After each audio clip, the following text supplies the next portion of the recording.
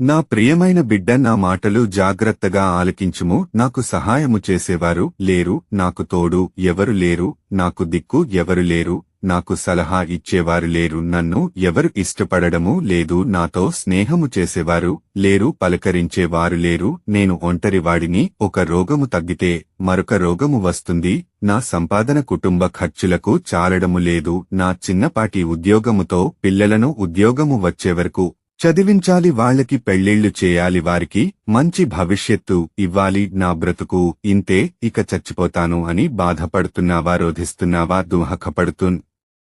నావా? ఏడుస్తున్నావా? నా బిడ్డ, నీవు నాకు కావాలి. నిన్ను అందరూ వెలివేసిన నేను నిన్ను వెలివేయను, నిన్ను అందరూ అవమానించిన నేను అవమానించను. నీ స్నేహితులు నిన్ను వదిలిపెట్టిన నేను వదిలిపెట్టను, నీ బంధువులు వదిలిపెట్టిన నేను వదిలిపెట్టను, నీ తోబుట్టువులు నిన్ను వదిలిపెట్టిన నేను వదిలిపెట్టను, నీ అన్నదమ్ములు